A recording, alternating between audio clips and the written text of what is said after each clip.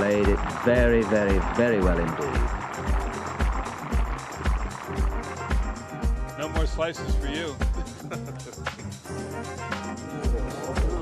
Oh, look at that for judgment. You'll learn.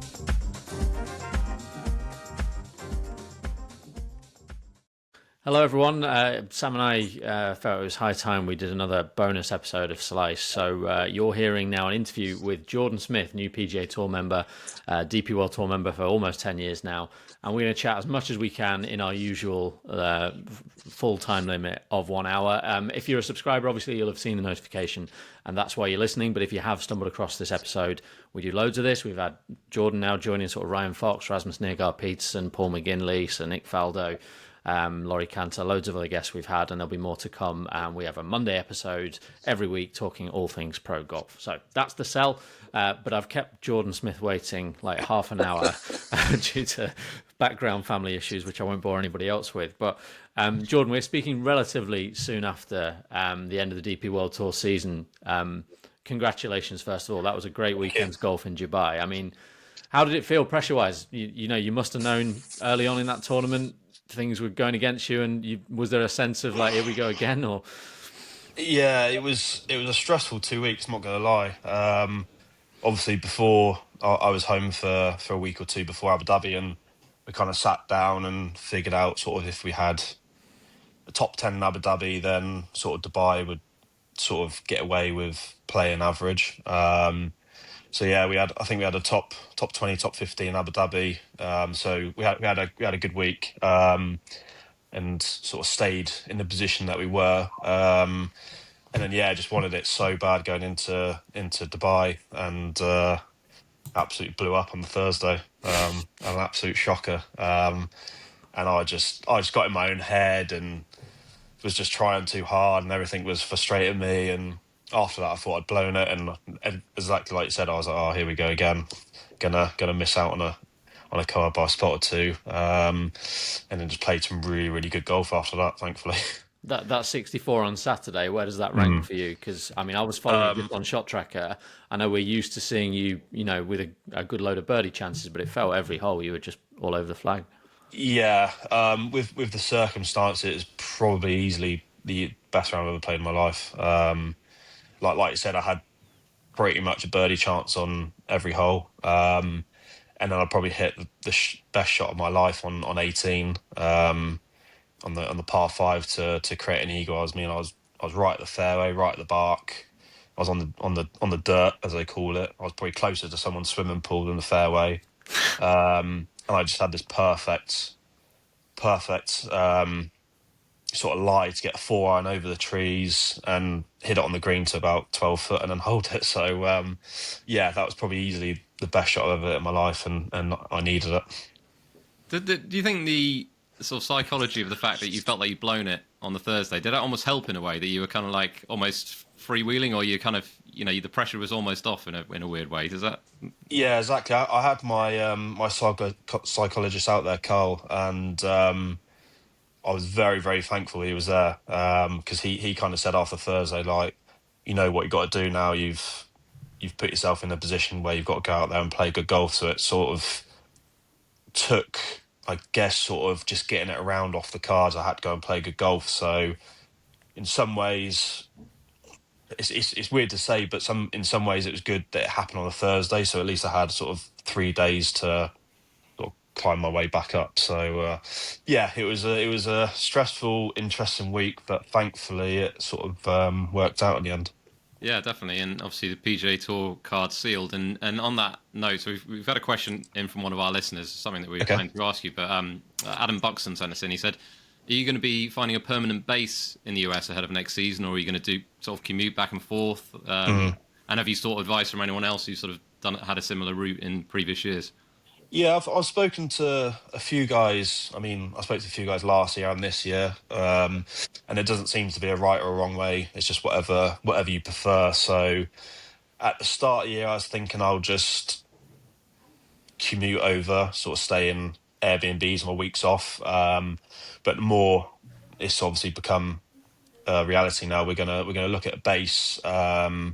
So we've looked around sort of Palm Beach Garden area, sort of West Palm Beach. But that's kind of a no-go at the moment because it's nigh on impossible to join any of the clubs there unless you want to spend £250,000 sort of joining them. Oh.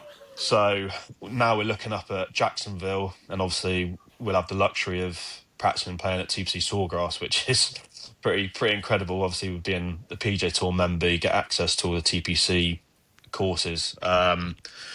So yeah, I think we're going to look at Jacksonville. We're going to also look at Orlando.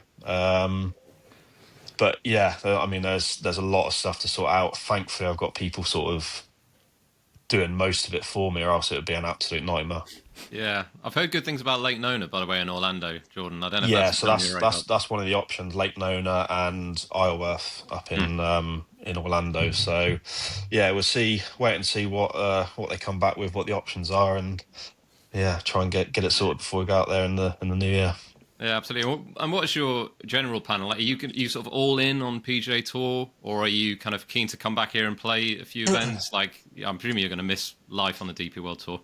Yeah, 100%. I mean, I've been on there for 9 seasons, and sort of you get used to how it works there. So obviously, being on PGA Tour, it's going to be like a huge change. But yeah, I think we're gonna look sort of short term for this year.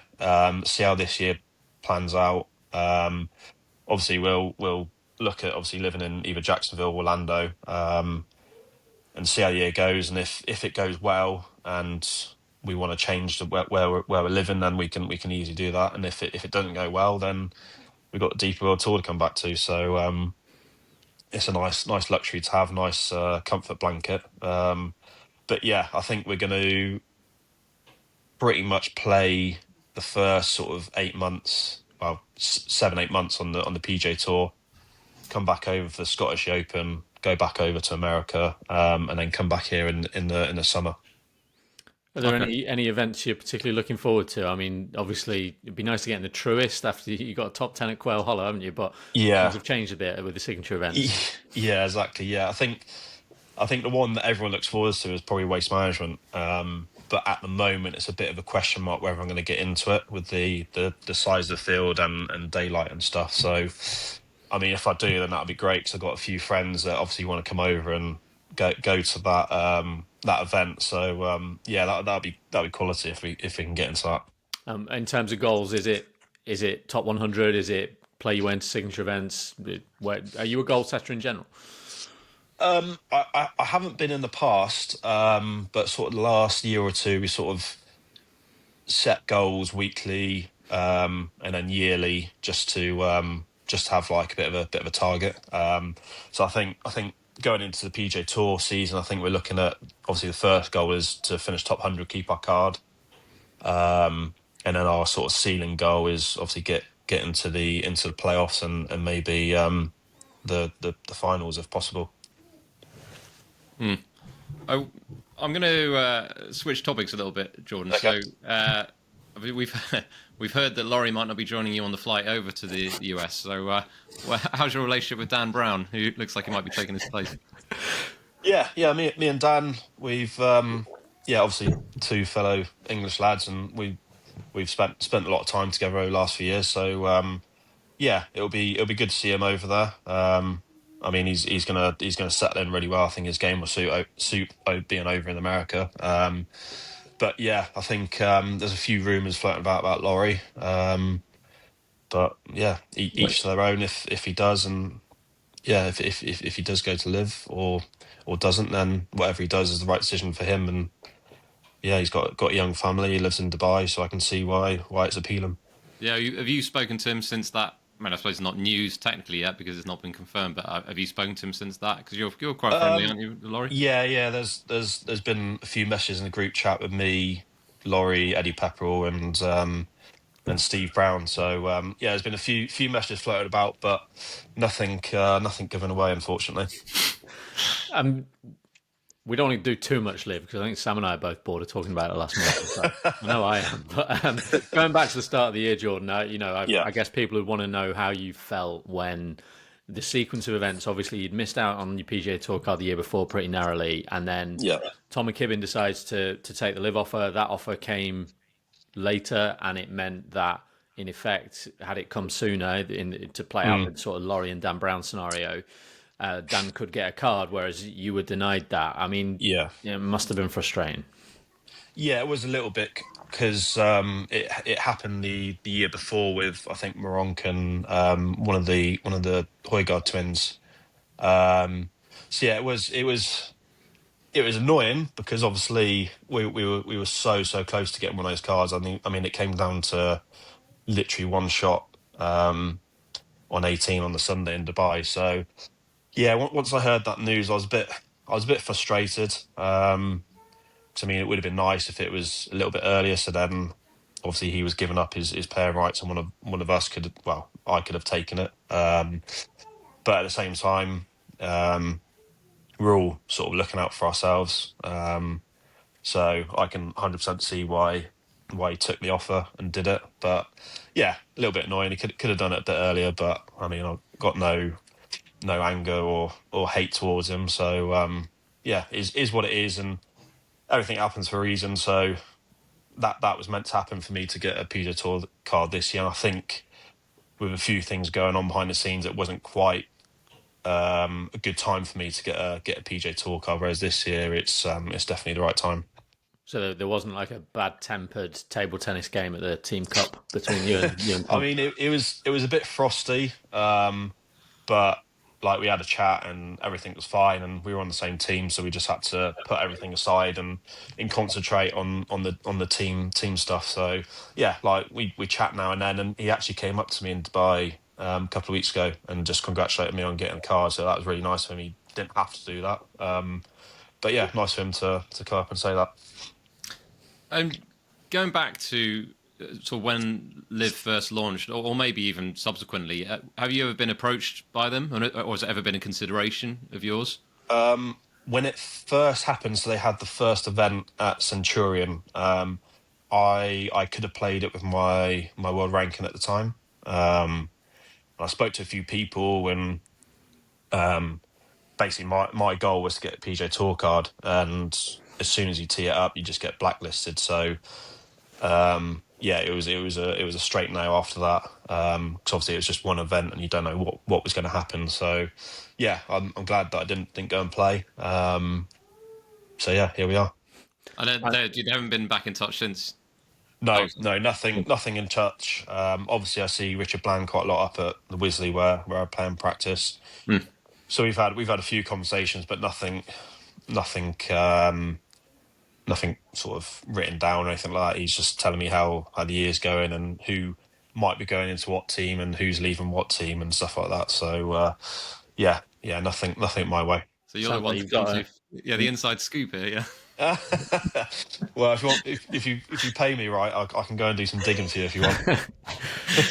I can be the mole. Obviously, Jordan, you can't speak for like the entire tour, but just my impression is probably, and you can tell me if I'm miles off here, but I think obviously there's not a lot of room on Liv, so they can't go signing 20 DP World Tour players every year.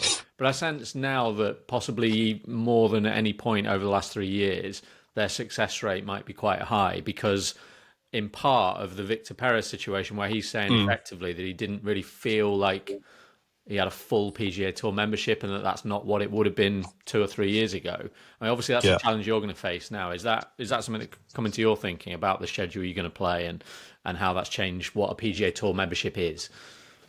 Well, I think for this coming year, it's changed a little bit. So they've reduced obviously the field size. So I should pretty much get into every normal event apart from obviously the elevated ones where I can play my way in. So to me, I've got a full card. I'm going to play a full schedule. But I can see why Victor's taking the opportunity. He's lost his PGA Tour card. He's not got any playing rights on the DP World Tour. So yeah, that was a good option for him at the time. But yeah, I can see why. Obviously, they're looking at sort of a lot of DP World Tour players because obviously with the PGA Tour, a lot of them are going to be reluctant to be going to Live because obviously they can't go and play on the PGA Tour. Whereas with the way things are at the moment, the guys can come back on the DP World Tour and play a few events if they want. So it gives them that bit of freedom. Yeah, absolutely. I mean, like since you thinking about when you turned pro and stuff, obviously you played Yeah, Euro Pro, didn't you? And came up the yeah. ladder sort of thing. Like a heck of a lot has changed in pro golf Mm. during that 10 years.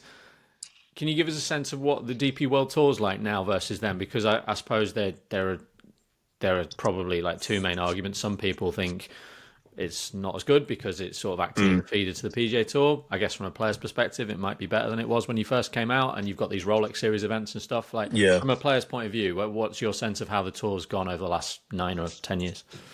I mean, I think a couple of years ago when we had, I think it was 8 Rolex events. That was probably when the tour was at its strongest, before Live, because we had those massive events. We had a good handful of PGA Tour players that were coming over and playing the Rolex events. And now with obviously the path that I'm taking on now, obviously you're not getting rid of your 10 best players, but they're going over to PGA Tour. So you're losing out on a lot of them for the good sort of 8 months of the DP World Tour schedule. But then most of them are coming back in the summer and playing those later events. So yeah, I think the depth overall on the tour's got a lot better. But yeah, I think with obviously those 10 cars, they're missing out on probably their younger, more up and coming and better players. But with the Live stuff, then you've got some of their top players coming and playing the DP World Tour because they want to get those world ranking points. So yeah, it's sort of it's a bit up and down. You get lower events where they're sort of struggling with depth of field, and then you've got the bigger events where they're not struggling at all. They're getting the guys on the PGA Tour and Live playing them. So a lot of big names. So yeah, it's interesting. It's definitely changed a lot over the years, and especially with Live popping up. Just last question on the sort of PGA Tour aspect of it. This isn't scripted, Sam, so apologies for breaking from what's in front of me.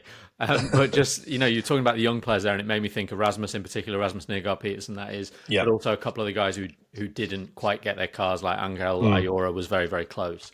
Have you played with either of those two, and what's your impression of the youngsters coming through? Because looks like last year's hotel planner class in particular was really good. Yeah, I haven't played with Ayora, but he looks like one hell of a player. I mean, I think he's 21, 22.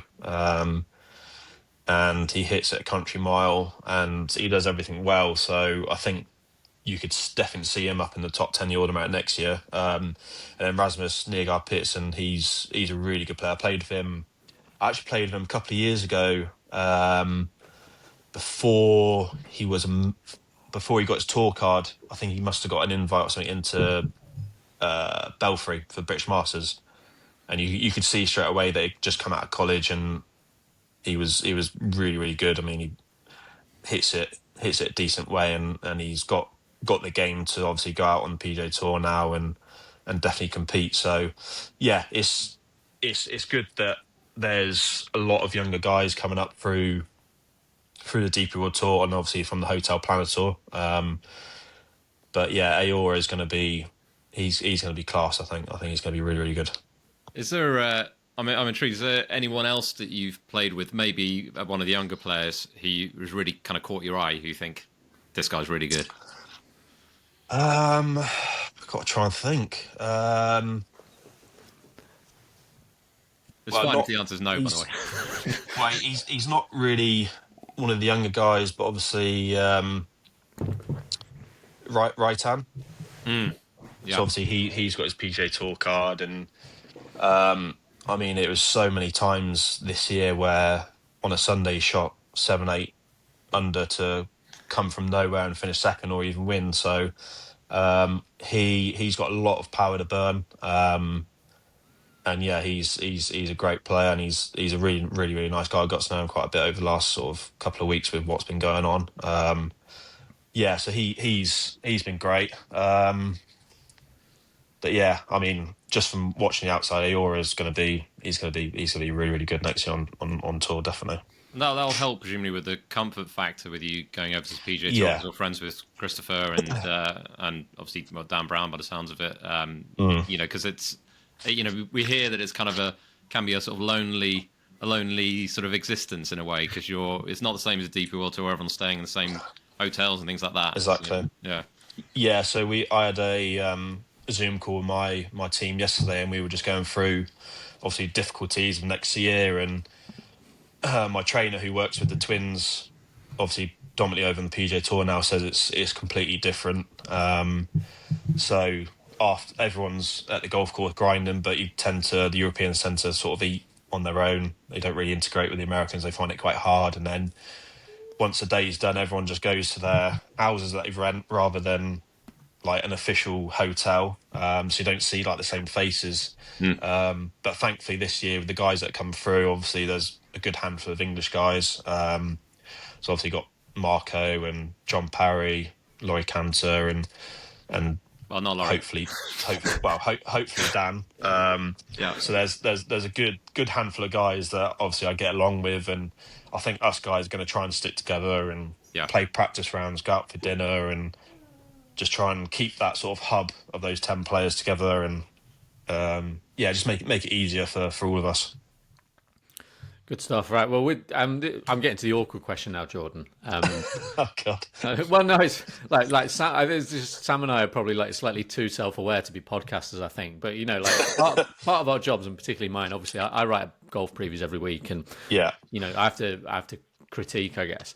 I think people would say, and I think we hear it in the Sky Sports commentary box, that for you, having been out on the tour for 9 years, you're good enough to have won a couple more times. Yeah.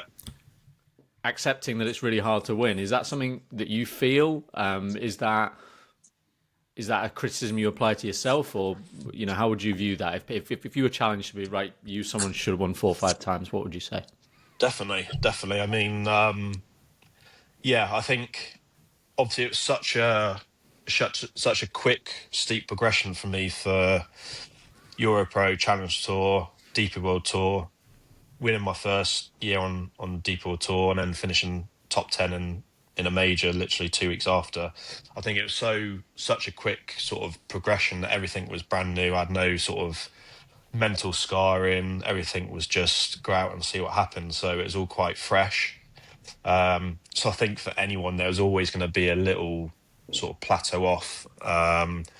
And I maybe made a few wrong decisions sort of equipment-wise after my first season. But yeah, I mean, I definitely thought that it was going to be there was going to be a few more wins under my belt. And obviously there was just such a big relief after I won in Portugal, after a few years of not winning. And then probably this year, there was definitely a couple of times where we could have got it done. It was literally just, especially in China, it was one bad swing on the 17th tee, just one bad drive that cost me a shot, and it was in a pretty easy sort of birdie hole, which kind of cost me the tournament. So yeah, there's been times, but I feel like this year, I feel like I've been in such a stronger sort of mental place, the work that I've been doing with my psychologist, that I felt like I put myself in those opportunities a lot more, just not quite tick them off. But obviously if you keep knocking on doors, eventually going to happen, and I feel a lot more comfortable in those situations, sort of going into tournaments lead-in and having a 1, 2 shot, 3 shot lead going into the final day. So yeah, I mean, it is frustrating. I wish, and I feel like I could have had a few more wins, but it's tough. It's so tough. And we talk about it on the outside of the game, like how players might be inspired by seeing other people achieve things. Yeah. Is that something you feel? So for at the top of my head, the example, probably the best example we're going to have, even though he'd won loads of tournaments already, is obviously what Tommy did in summer. Yeah. But also we've had people like Cam Young and Thomas Dietrich this year, and you talked about Richard Bland, who he didn't win for so long, and look what he went on to achieve. Do you see that? Do you look to your peers and think like, oh, Laurie's won a couple of times, I'm perfectly capable of doing the same thing? Yeah, definitely. I mean, it can turn around, and your whole life can change literally in a season. I mean, look at Marco as well. He literally had to make a putt last season to keep his card. and then he's gone out this year and won 3 times. So it can turn around, and it does. It does sort of. You see that happen, and you think, I can definitely do that, and I feel like the last year or two, sort of my mindset's got a lot sort of different with going into tournaments. I feel like I can win any week. So I think it's just knocking on the door, and it will come. But it's so big on confidence out here. Once you've got that confidence, anything can happen. But when you lose it, then it is seriously hard. I think that sort of the psychology part of golf really interests me. My wife is a psychologist, but I do find it interesting. And you just talked a minute ago about having a sports psychologist. Firstly, how long have you been working with one, and sort of what differences have you seen? What sort of edge has that maybe given you? So I've always been sort of anti golf, like sports psychologist, because I've sat down with a few and I'm just like, it's just common sense, surely. Just, I felt like I didn't have any mental scars, and I felt like I knew everything, and I was like, I don't see the point of them. I can do this myself. And then I sat down with Carl. I think it might have been the start of last year. And the first thing he said to me is, I can't take thoughts and feelings away from you. I'm just going to teach you how to deal with them. Okay. And as soon as he said that, I was like, that was like a light bulb. I was like, that 100% makes sense. Because I've been looking at psychologists, they're going to be able to take all these thoughts and feelings away from me, but it's not. It's whatever I think or feel will have a process of how I deal with them. So, for instance, if I've got a tough or demanding drive, or it's an important drive, we will use speed. So I'll make sure I keep the speed up, or try and hit it a little bit harder, rather than you get to an important tee shot or a fiddly tee shot or an important tee shot and you sort of slow down, you try and sort of guide it down there. It just doesn't work. So, I mean, it's little things like that. So, and then it just shows how important sort of the pre-shot routine is, and just keeping that exactly the same all the way through, not slowing down, not speeding up. So yeah, as soon as Carl said that, I was like, that was a light bulb. I was like, that makes 100% sense.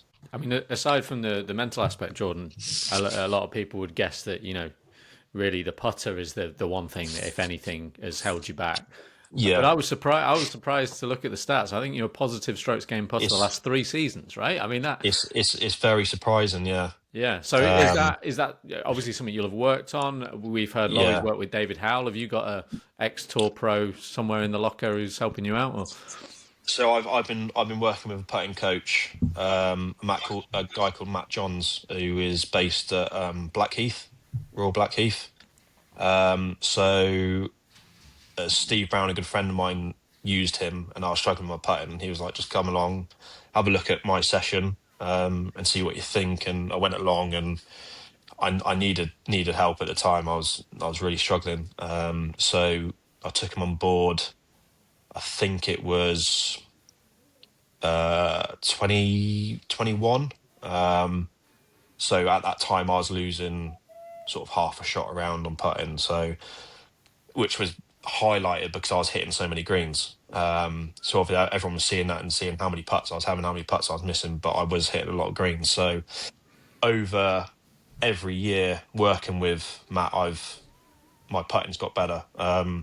So last year was the first time that we were getting positive strokes gained putting through the season. I mean, it was only a tiny amount, but we said if we can have a half decent week with a putter around 0 and play how I play, then we got a good chance of winning. So it's good to see that each year it's progressed. And obviously we're going to look at progressing that onto next year as well. So he's been a massive help. And everyone bangs on about my putting, but it is quite surprising that it's been in the green the last 2 years. But I think everyone just sees that because my greens and reg are quite high, so they see me just having a lot of putts. The numbers are great. Exactly. Like to see the numbers going forward. You feel more confident. You feel like a good putter now. Yeah, 100%.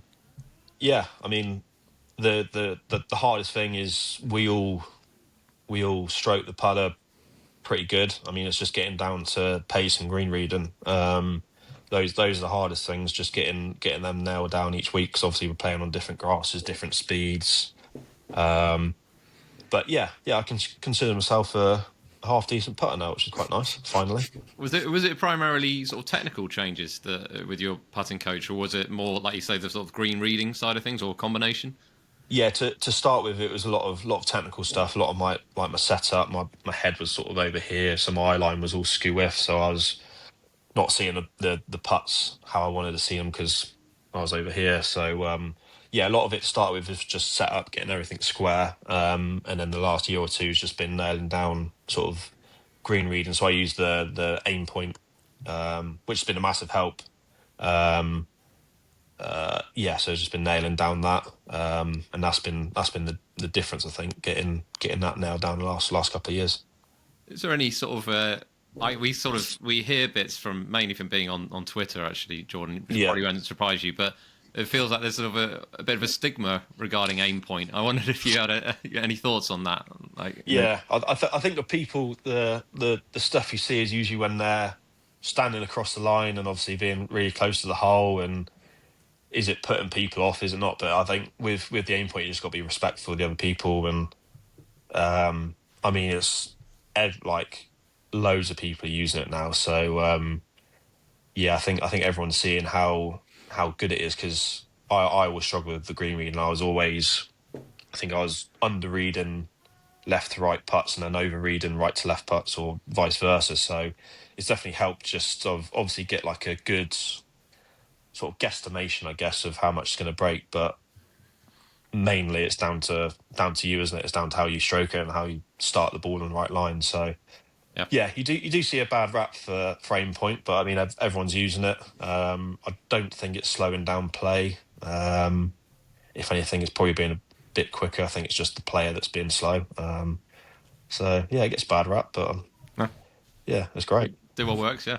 In terms of longer term goals, I mean, I'm sure you're probably thinking about making the Team Cup again next year, but what about the Ryder Cup, and what do you think is your best path to get there? I mean, is there a sense that playing on the PGA Tour is the best way to do it, to earn enough points?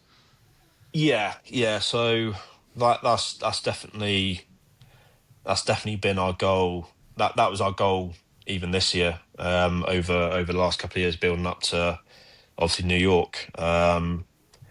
And I mean, we were on Luke's radar, just didn't quite play well enough at the start of the year to sort of push on.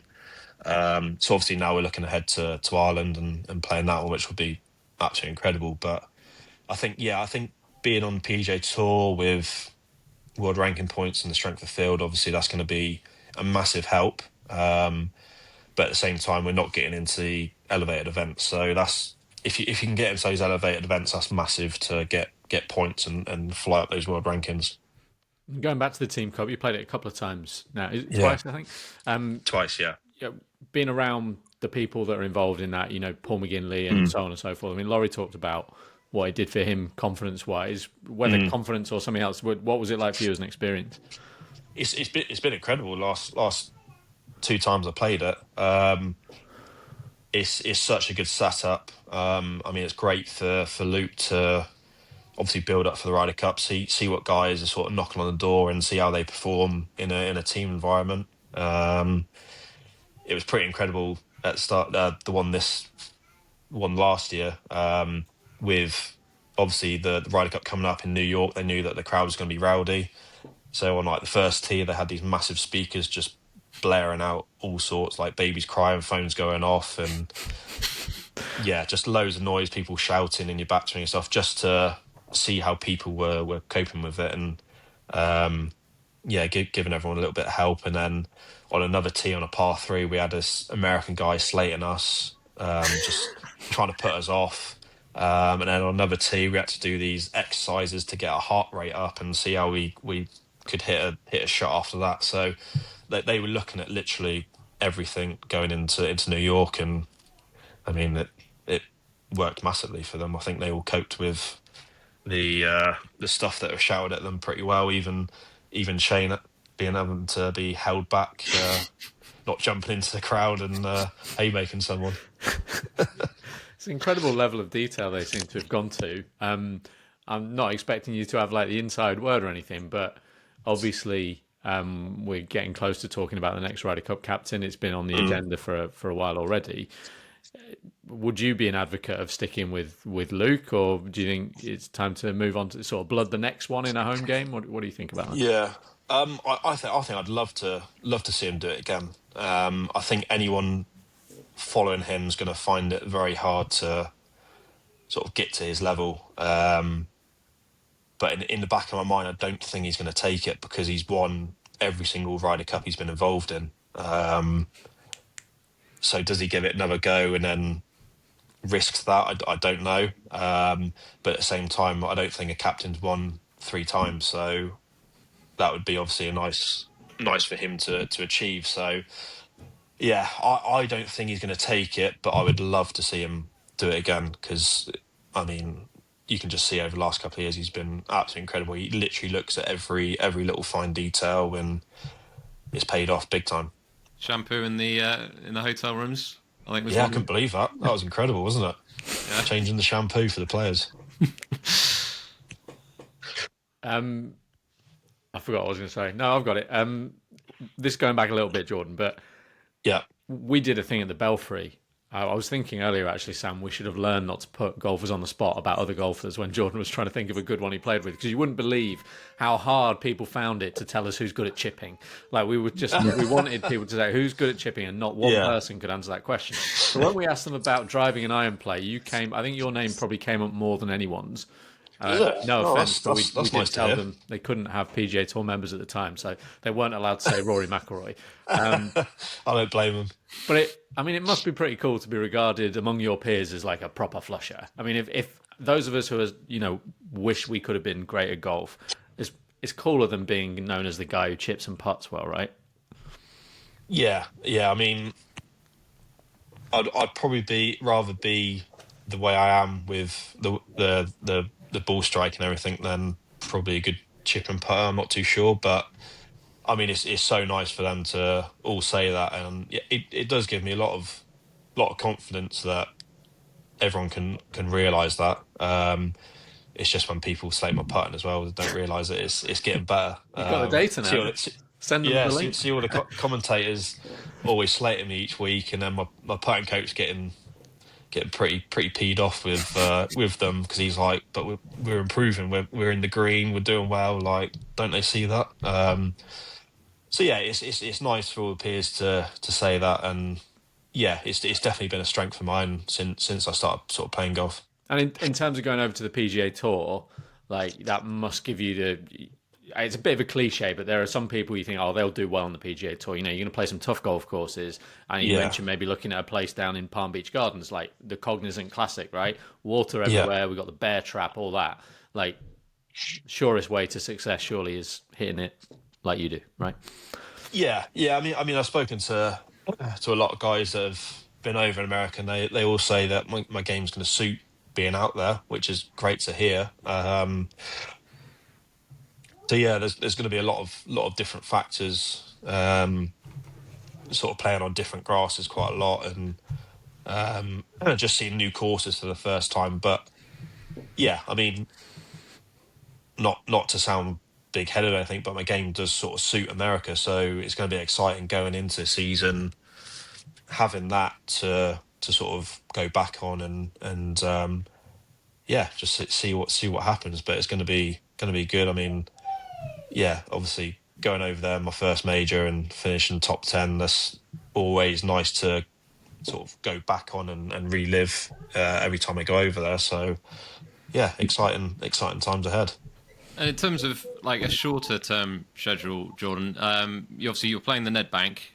What's after that? Is it the Alfred Dunhill or Joburg? What's coming? No, so that's going to be my only and last event is Nedbank, and then going on holiday after that for a bit of much needed downtime, and then back home for Christmas, New Year, and then straight out to America hopefully. So just Nedbank. Hopefully get some much needed points on the board early going into the season. Obviously, this is going to be going out just before that, really. We don't need to go hole by hole or anything like that, but it's a course you seem to have got to grips with the more you've been there. You just give us a sense of the challenge, because it seems like a golf course where kind of like every shot you're under a bit of pressure, you know? Yeah, I can honestly say that there's no place like it. It's ridiculous. There's a lot of water everywhere. Obviously, it's tight as anything. You've got altitude, you've got the heat, and then there's sort of mountains that surround the golf course. So the wind just bounces off the mountains. So 1 minute you can be stood on a par 3 with an 8-iron, and then literally a second later the wind changes and you're reaching for a 6 or a 5-iron. So there's been instances where I've been on a par 3, I've hit a 9-iron and it's flown the green by 20. My playing partner stood up, hit the same club, and it's come up short of the green by 20 and gone in the water. So it's so difficult to tell anyone about the wind changing and the altitude, just how much it affects out there. So I think that's why you see so many people flying greens come up short. It's a great golf course. It's just so tricky, so tricky. Sounds like just what you need at the end of a long year. Yeah, exactly. Yeah, just to throw that in the mix. Right, Jordan, we're going to go in with a bit of trivia now with the obligatory theme to lead us in. Okay. Okay. It's the highest bidder. It's the highest bidder. It's the highest bidder. It's the highest bidder. Right. Tune. Thanks. This is called the highest bidder, as you may have established. And the way it works is, well, normally it's me against Ben, but today it's just you against yourself, Jordan. Okay. So I'm going to give you a topic, okay? Okay. And then you're going to have to bid, basically say how many you think you're going to get, and then we'll see whether you can actually achieve that. Okay. I should stress at this point, some Rasmus Nygaard Peterson, exceptional. Some, I won't name the others, but some have not set the bar that high. So I don't think you're gonna match Rasmus, because he was outstanding, but the rest have not been great. So there's not a great deal of pressure here. I don't really have a lot of confidence going into this, but we'll see. Right. Okay. So you finished the season ranked 20th in strokes gained tee to green on the DP World Tour. Right. I want to know how many players above you can name, but there's a caveat here. You're not allowed to name Ryder Cup players from this year, because that'll be too easy. Okay. So there's 19 players, and you have to see how many you can get. No, not Ryder Cuppers, though. But so there are 11 available answers. 11 here. So 11 first of available. all, you have to tell us how many you think you get right. You get one mulligan. Okay. So if you say 6, you get 7 guesses to get you 6. Okay. Okay. I'm going to say, I'm going to go 6. Okay. 7 guesses ahead of you, right? Whether you can do it, Jordan. Okay. Laurie Canter is not in the list. Okay, that's a good start. Actually, Mulligan. I'm amazed he's not in the list, to be honest. I was actually quite surprised. How is he not up there? He must be 21st or something. Rasmus Nygaard Peterson? Yes, correct. Marco Penge? Yes. So it's tee to green, isn't it? Yep.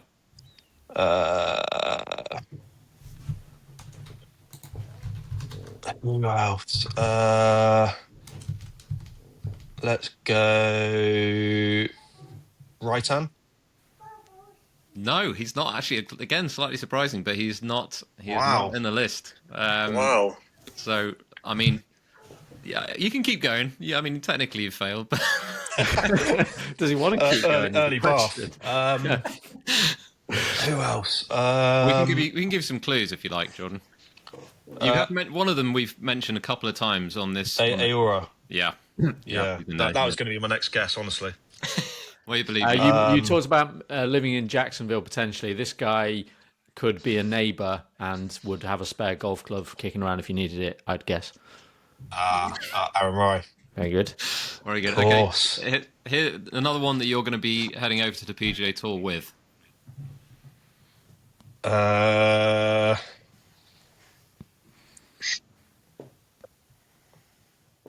His first name's John. John Daly, John Parry, yeah. Very good. I was thinking that all along, but then I was like, he's a little bit short on average, but he's dynamite with the irons. So I had him in my head. It is a tricky. I mean, it's actually a tricky category because, like, I think I would have said that Laurie would be more likely to be in there. 100%. Yeah. Should we list the others, Sam? I mean, the surprising on, one for me, given that he's not had a great season, I hope he's not offended if he listens, is Brandon Stone, but obviously bombs it as well. Wow, okay. We've got Ryan Fox, Yeah. Jaden Shaper, who really looks like he's coming into his own now. Yeah, he's had a good year. Use Loughton, Interesting. Haotong, and Nikolai Højgaard. Well, I was going to say Haotong, but he can be a bit wild off the tee, can't he? Yeah, he has the bad days, doesn't he? Just very quickly, we don't want to keep you too much longer because you've already delayed this for me. But no, that's all good. Just mentioning Use Loughton there, he said on Instagram this week, I think he's a bit annoyed not to be in the Nedbank, having been like 33rd in the race to Dubai, made it. And then I think the way he put it was that how is it that he gets into the DP World Tour Championship and the Nedbank's a bigger field and he's not in it? Yeah. Do you sympathise with that? He is now in, by the way, Ben. Oh, he is now in. Well, that's good news. That's good news. He's last man in, yeah. I 100%, because when he put that out, I had looked myself and I think I was the 4th or the 5th last guy in. And I was like, that was a bit closer than I would have liked. And then also Dubai week, no one told me until I finished, but I wouldn't have got into Dubai Invitational at the start of January. Oh, wow. Right, that's the biannual event instead of the Team Cup. So obviously I finished top 20 race by the last 2 years and I wouldn't have got in. So right. But you're not playing it now anyway, right?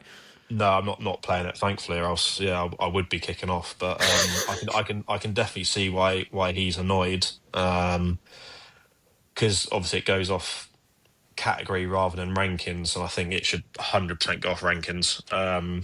Because you're getting guys there that they won 2 years ago and they've lost their card sort of this year. So yeah, 100% see why he's peed off. Not the nicest note to end on, Sam. I was going to say, you can find something cheerful to. Well, I mean, just all there is to say, really, Jordan, is thank you so much for sparing your time to chat to us. We do massively appreciate it, and we really thank you. We wish you all the best on the PGA Tour next year. I mean, exciting times. Yeah, thanks. Yeah, appreciate it. Yeah, let's see what happens. And for our Slice listeners, thank you for listening. We will be back on Monday for a regular episode, and we look forward to chatting then.